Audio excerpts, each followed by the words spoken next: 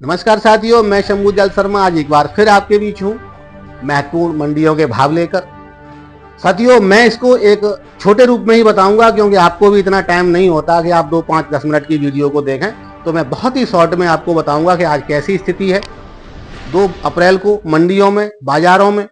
तो साथियों, सबसे पहले दिल्ली आजादपुर मंडी से शुरू करते हैं। तो दिल्ली आजादपुर मंडी में आज माहौल अच्छा है, बिक्री अच्छी है और किसान खुश हैं। वही साथियों, आड़तियों के भी चेहरे खिले हुए हैं क्योंकि 50-100 रुपए की हर प्रकार के आलू में तेजी है। फर्रुखाबाद मंडी की बात करते हैं तो वहां भी साथियों आज 50-100 रुपए की तेजी है। कानपुर मंडी में भी आज 50-100 रुपए की तेजी है। जयपुर मंडी में भी आज 50-100 रुपए की तेजी है। इंदौर मंडी में भी आज 50-100 रुपए की तेजी है। सबसे ज्यादा अच्छी तेजी है साथियों गुजरात की मंडियों में और महाराष्ट्र की मंडियों में। और साउथ की मंडी है तो सोने पे सुहागा है साथियों, वहां तो लगातार वृद्धि हो ही रही है। हर मंडी से आज अच्छी खबर है। वहीं साथियों, जहां पश्चिम बंगाल की बात करें, पश्चिम बंगाल में तमाम सारे रोना रोए जा रहे थे कि वहां इतना आलू पैदा है, उतना आलू पैदा है। तो मैं आपको पूरा देश भर का आज साथियों आपको 2 अप्रैल को बता दूं, पूरे देश में कहीं भी ज्यादा पैदावार नहीं है। लगभग एफपीओ समाचार के सभी दावों पर अब सरकारी दावे मोहर पक्की लगती जा रही है। तमाम सारे अधिकारी लगातार अपनी मोहर लगाते जा रहे हैं। जहां एफपीओ समाचार चैनल ने आपको पहले ही बताया था कि आगरा के अंदर पैदावार लगभग 65 से 70% ही कोल्ड स्टोर भर पाएंगे, तो उस पर आज मोहर आपके आगरा के डीएचओ ने लगा दी है, आगरा के अधिकारियों ने बता दिया है, आगरा मंडल का बता दिया है। साथियों, कन्नौज का आपके सामने आ ही गया।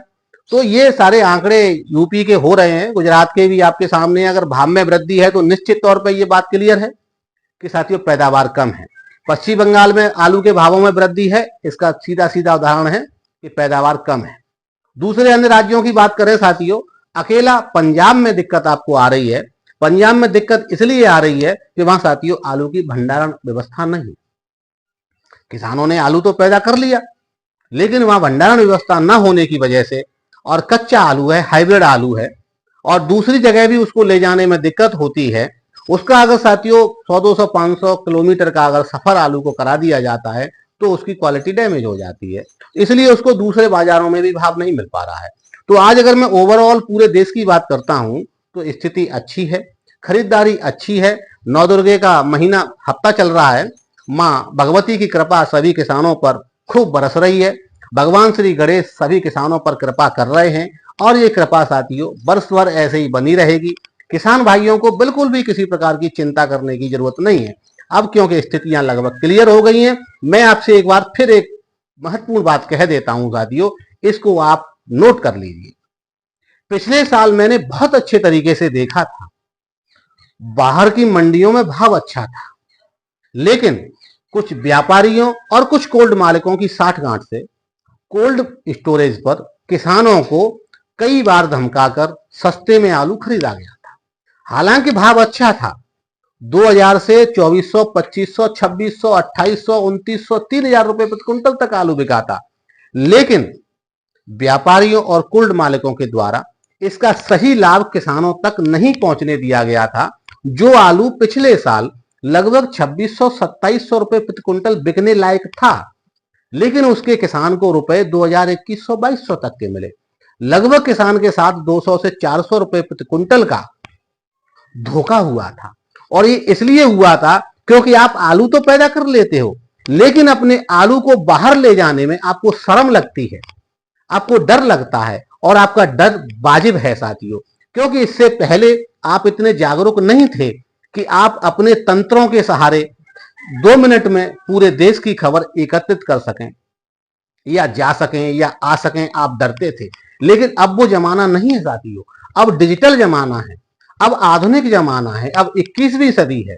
मैं आपसे कहना चाहूंगा, अगर आपके घर में कोई पढ़ा लिखा इंसान है जिसकी इंग्लिश अच्छी है, उसको आप अपने 10, 20, 30 लोगों का ग्रुप बना लिए, उसको 100, 200, 500 रुपए सब चंदा करके उसको दे दो, 10, 20 हजार रुपए उसको हाथ में दे दो, और उससे कहो तू जा भैया साउथ में और वहां घूम के आ।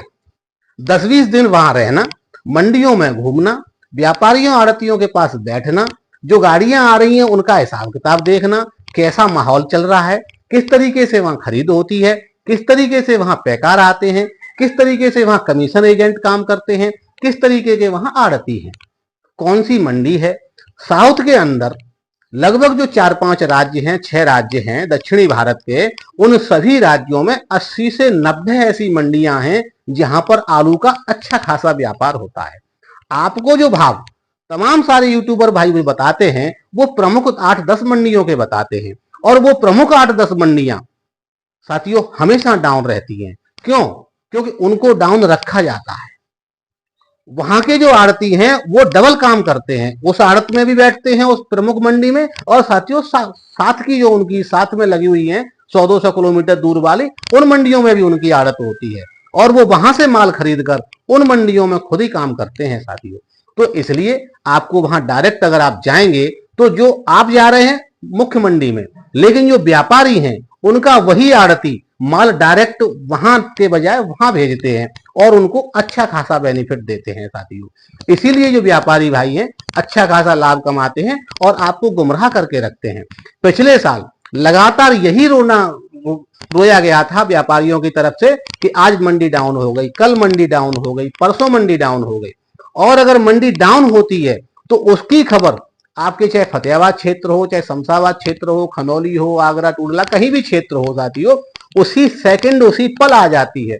लेकिन अगर वहां 100 रुपए की अगर वृद्धि होती है तो उसकी सूचना आपको आएगी जरूर, लेकिन आपकी खरीद उस भाव में नहीं होगी। आपकी खरीद धीरे धीरे 10-10, 20-20 रुपए बढ़ाकर 100 रुपए जब तक होगी फिर दोबारा से एक झटका मार दिया जाएगा। तो ये स्थितियां चलती हैं साथियों। लेकिन अगर आप वहां जाएंगे, आप वहां की स्थितियों को समझेंगे, आप वहां के व्यापार को समझेंगे, आप वहां की व्यवस्था को समझेंगे, आप वहां के तंत्र को समझेंगे, तो निश्चित तौर पर अगर आपके पास 8-10 हजार पैकेट आलू का भंडार है तो आप जरूर फायदा उठाएंगे। और साथियों 10-5 हजार 20 हजार रुपए खर्च करके आप वहां आइए, उसके बाद वहां की स्थितियों को समझिए। किसी व्यापारी भाई को, किसी आड़ती को, किसी कमीशन एजेंट को कोई आपको मिल जाए उससे अपना संपर्क साधिए, वहीं रहिए, अपना नगद पैसा लेके आइए। जरूरत ही नहीं है आप गाड़ी के साथ जाइए, अपने व्यक्ति को भेजिए। जब आप 4 महीने इतनी बड़ी मेहनत करके, कड़ी मेहनत करके आलू पैदा कर सकते हो तो क्या दिक्कत है भैया उसको अपने हाथों से बेचने में, जब आपको पैसा डबल मिलने की संभावना है। अगर आप यहां बैठे रहेंगे तो मैं आपसे फिर कहता हूं, जितने भी व्यापारी हैं उन्होंने अपना एक पूरा कॉकस बना लिया। आप देखेंगे जिस समय भाव 2500 रुपए का चलेगा तब वो यहाँ 1000-1200 रुपए खरीदेंगे, और मजबूरी में आपको देना होगा। जब किसी कोल्ड पे खरीदे ही नहीं होगी, आप जाएंगे नहीं, वो खरीदेंगे नहीं। वहां बिकता रहे 10,000 रुपए कुंटल, लेकिन आप जाएंगे नहीं वहां लेके, और ये लोग खरीदेंगे नहीं, तो क्या होगा? मजबूरी में आपको बेचना पड़ेगा। कोल्ड मालिक ने जो आपके साथ में पैसा फंसाया है उसे डर लगने लगेगा अपना पैसा निकालने के लिए, वो आप पे प्रेशर बनाएगा कि आप बेचिए। तो साथियों आप मत करिए व्यापार और मत उठाइए किसी प्रकार का रिस्क। 10-5 हजार 20 हजार रुपए तो खर्च कर सकते हो, करिए, भेजिए अपने किसी पढ़े लिखे व्यक्ति को, बच्चे को, और अगर उसका बढ़िया काम रहा, तंत्र रहा, तो निश्चित तौर पे वो 10-5 हजार रुपए एक ही गाड़ी में निकाल लेगा, आपको उसका फायदा मिलेगा। आपके खुद के में ही, बेचने की जरूरत नहीं। तो इसलिए आप बाहर निकलिए और फायदा उठाइए मार्केट का। मार्केट में दम है, अच्छा खासा दम है, और आपको भाव मिलेगा, ये मैं आपसे फिर कह देता हूं। 2024 से 2025 अच्छी रहेगी, लेकिन आप खुद बाहर निकलेंगे तो। अगर आप नहीं निकले तो साथियों फिर तो राम भरोसे है, जो होगा सो होगा, देखा जाएगा। तो इसलिए पूरे देश में सभी क्षेत्रों में आलू पैदावार कम हुई है, भाव अच्छा रहेगा, अभी भी अच्छा है, आगे और अच्छा होगा। बाहर निकलिए और फायदा उठाइए। एपी समाचार के लिए आगरा से शंभुदल शर्मा। धन्यवाद साथियों। आपको अगर मेरा वीडियो अच्छा लगा हो, मेरी सलाह अच्छी लगी हो, मेरा काम अच्छा लगा हो, मेरी टीम की मेहनत अच्छी लगी हो, तो साथियों वीडियो को लाइक करिए, शेयर करिए। और अगर हमसे आप लगातार जुड़े रहना चाहते हैं तो मेरा विनम्र निवेदन है, चैनल को सब्सक्राइब करिए। आपका एक सब्सक्रिप्शन हमारी टीम के लिए, हमारे लिए आशीर्वाद साबित होगा। धन्यवाद साथियों।